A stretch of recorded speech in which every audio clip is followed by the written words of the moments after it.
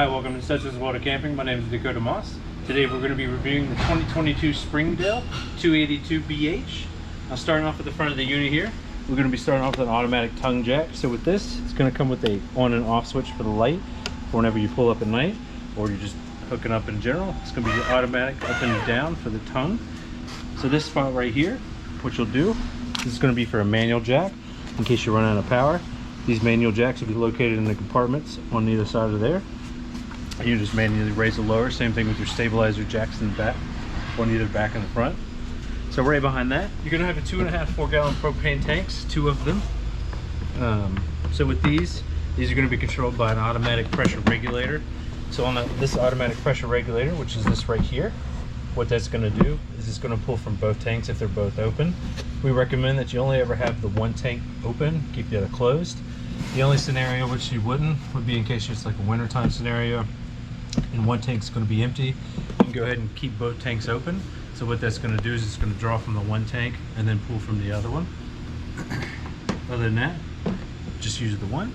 So right behind that, you're going to have 2. You're going to have one. It's going to be a battery box right here, which is going to be installed. So it's going to be a 12-volt deep cycle marine battery. So what that battery is going to do is it's going to power everything in the camper. So that's going to be connected to a battery disconnect switch, which is going to be this right here. So what that battery disconnect is going to do, if it's disconnected, it's going to kill power from the battery to the camper. Recommend that you keep the battery connected all the time. So if you pull into a campground next to the house and you have it on shore power, that shore power, what it's going to do is it's going to trickle charge your battery to keep the battery charged and keep the life on it longer. If you're going to be winterizing the unit, go ahead and take off that disconnect if you're not going to be using the battery for anything. Continuing along this side here. So on this side, you're going to have this compartment right here. You just simply open it like so. There'll be a little latch right here. So inside of this, there's going to be an RV starter kit. Inside of your RV starter kit, it's going to be a few things. It's going to be something we call the Stinky Slinky, which is going to be your waste disposal tube. So what that's going to do is it's going to connect to the sewer disposal back there. And another couple things that's going to be in there is going to be a 2-ply toilet paper, which is the only kind of toilet paper that we recommend that you use in an RV toilet. What that paper is going to do is it's going to break down a lot easier with the bio pouch that's going to be in there. So that bio pouch, you're going to take a couple ounces of that and then mix it with 3 gallons of water, and you just put the couple ounces in the toilet, flush it with 3 gallons of water, and then you can go ahead and start using your black tank.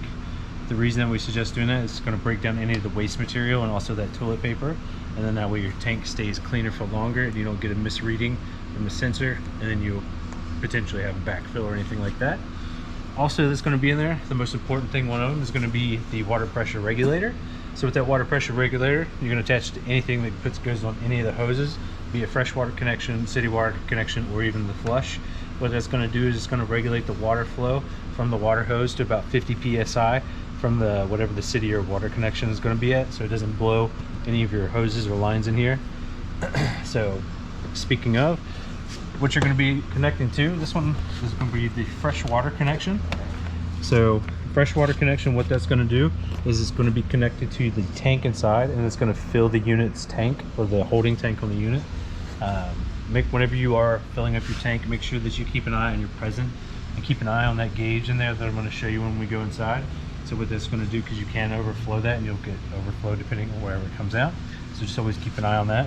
So this one next to it is going to be your city water connection.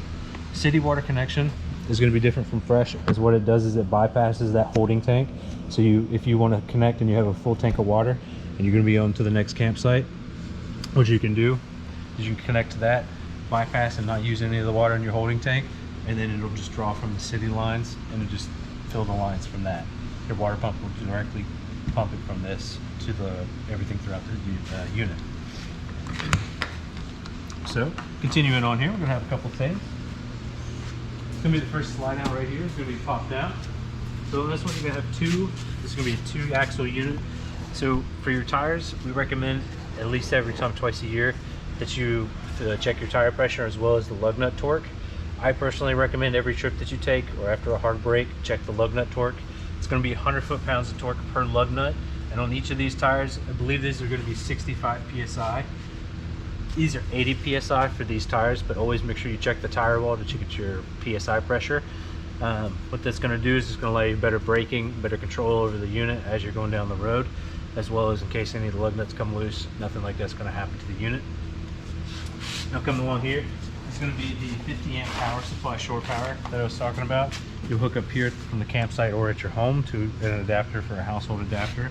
You can get a 50 amp to 110 volt adapter, which I believe also comes in the starter kit, so you can connect to your household adapters that way. This here is going to be the waste disposal I was talking about with that Stinky Slinky. You'll hook up to this here. This is going to be the gray tank.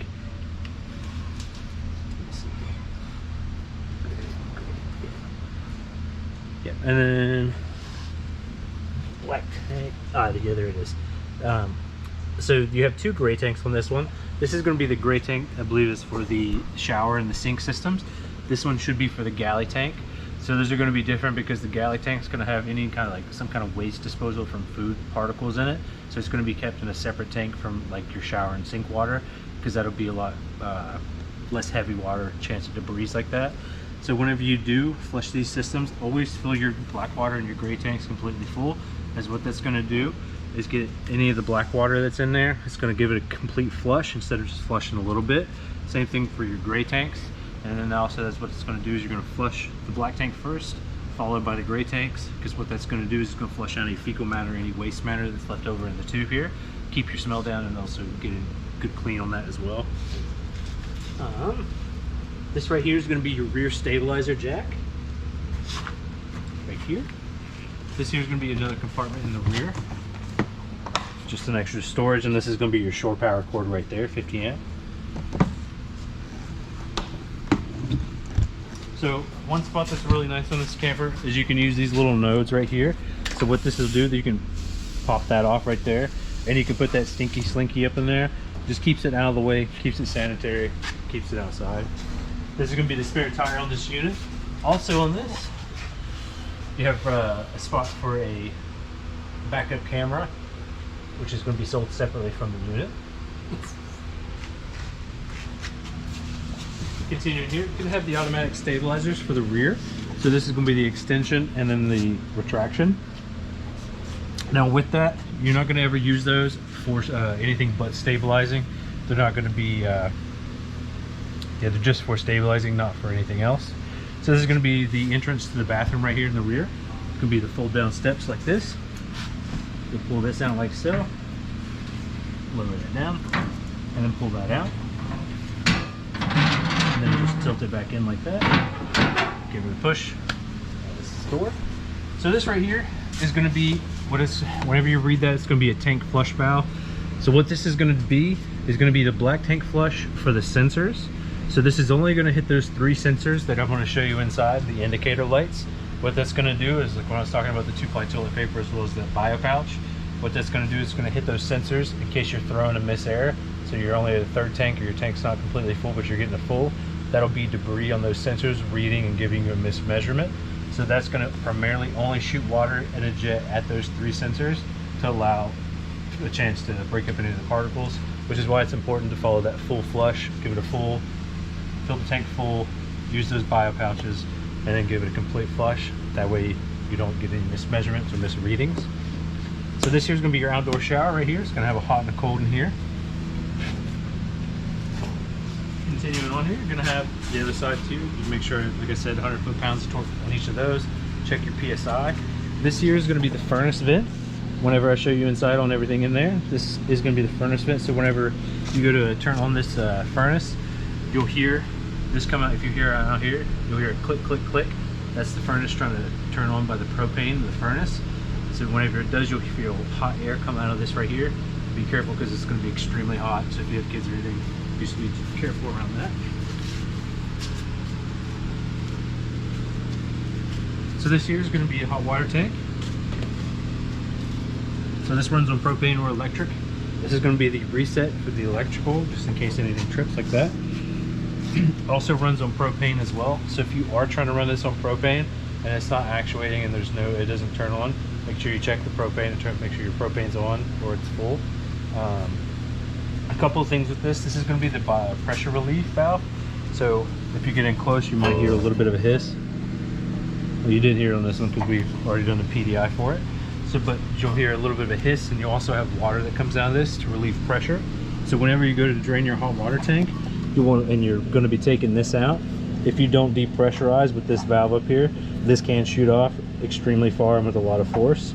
So make sure as you're turning this, that's going to allow pressure to get in there, almost like a can of soda. It's going to shoot out unless you relieve some of that pressure. So that's going to be on that.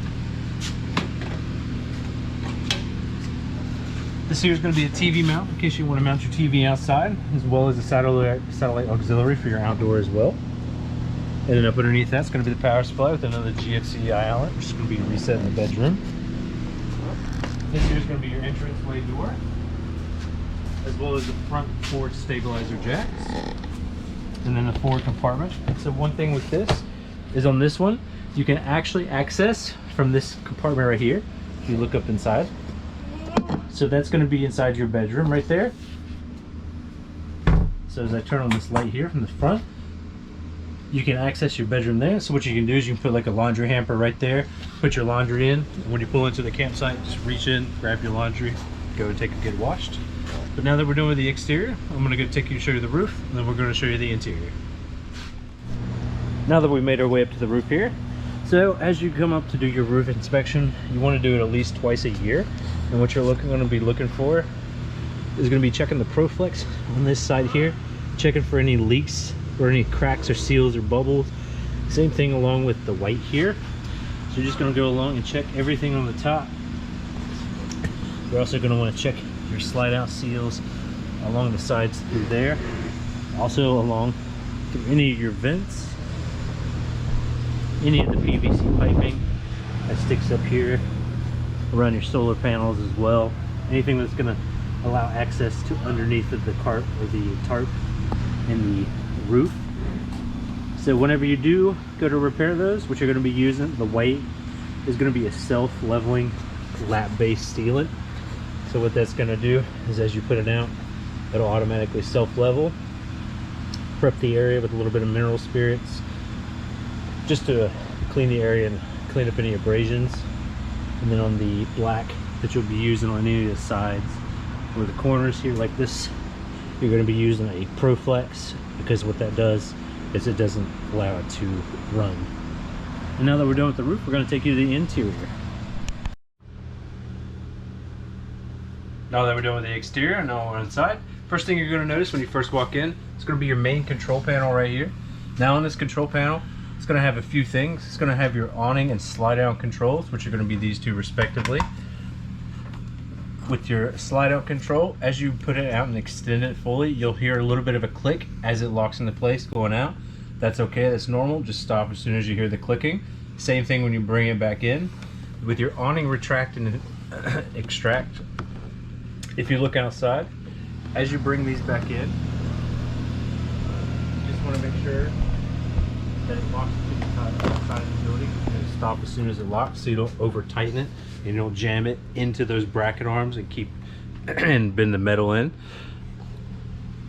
Now with the rest of it, on the gas heater, this is just going to be the control switch in case you want to run the gas heater for the heat for the furnace to the unit. This is going to be for your electric heater or your water pump. Water pump will kick on, you'll hear it. Best way to find it in case you don't know where it is in the unit, when you go to winterize, you'll hear it start running as it cycles water through the unit. This is your entry light, the slide light, and as well as the awning light, which will be the strip that runs underneath the awning out there. This is going to be for your battery, your fresh black and gray and galleys.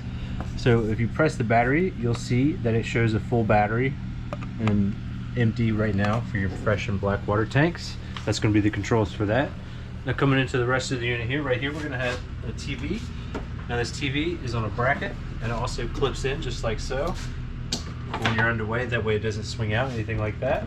You can adjust it like so and also pull it out on a swivel in case you're cooking dinner and you want to watch TV. For storage, you just simply push it back in like that. This right here is going to be the sound system for the unit. This is going to control everything from AM, FM, Bluetooth, HDMI aux. So what HDMI aux is going to be is you can run your HDMI to your TV, so that way the sound from your TV plays through the sound system in the unit. This unit also has zone, so you have two different zones. You have your outside speakers, your inside speakers. That's going to be for that respectively. This here is going to be your fireplace. You have a remote control as well that will run this. This is going to give you a nice steady heat when you don't want to kick on the LP and use any propane on the furnace. And speaking of the furnace, this right here is going to be the control module for the AC and the heat and the fan throughout the unit. So you have 3 different settings. You'll have the fan, which just will run a fan throughout the unit. This is going to be for your AC. You set your temperatures this way. Same thing for the furnace. Then with the furnace, you'll notice as that kicks on, it's going to be running on propane. So as you go outside, like we were talking about outside with that furnace vent, you'll feel that hot air coming out of that furnace vent, and that way you're going to know that you're running propane and your heat's on that way. Otherwise, you have that heater right here to run as well. So a couple of things as well. This right here is going to be your fire alarm, test the smoke alarm, sorry. You want to make sure you test this before every trip is what I recommend. Make sure your batteries are good to go. Now right down here is going to be the second tester on this unit. This is going to be an LP tester, or a gas alarm. So what that's going to do, the reason it's down low, gases sink down to the ground like propane. Heavy gases, carbon monoxide, will sink low to the ground. This will detect that. Also check that every trip. So coming over here, you're going to have a nice little seating area. So as you come in, this also, if you have additional people in the unit, fold out for a nice full-size mattress. Fit 2 people here. Storage is just simple as folding it back up, putting it down like so. The units also have your privacy shades here, just pull for your adjusted height. The 2 USBs in case you're sitting here and you need to charge your iPad or anything like that via USB. Nice dining room area here. Now with this as well, you can also lower, on this one I believe, you can lower these and transform this into another bed. Now coming along here, speaking of more beds, you want beds, we have beds. This right here is going to be 2 bunk beds. Can hold up to 300 pounds on each of these, as well as curtains for each and lighting. With these, you can just simply press in the button in case you don't want the lights, turn them back on, as well as 2 USB spots and a little storage spot right there as well. And it's going to be the same down here below. Coming in here, we're going to have your bathroom. It's going to be separate at the back of the unit. So you're also going to have another door to the outside right here, just like in the back. So right here is going to be your light switch, on and off. This here is going to be a GFCI outlet, your sink, as well as the medicine cabinet. If I could open that right. There we go. This right here is going to be your toilet. So for your toilet, works just like a regular toilet. You'll simply press this, and you'll see, if you want to show the camera, as you press that, it's going to open that up, and it's just going to flow through, just like your regular toilet, as well as your shower right here. Now up above, you're also going to have a vent and fan. So with this, you just simply twist this knob to open the vent, and then you turn on the fan.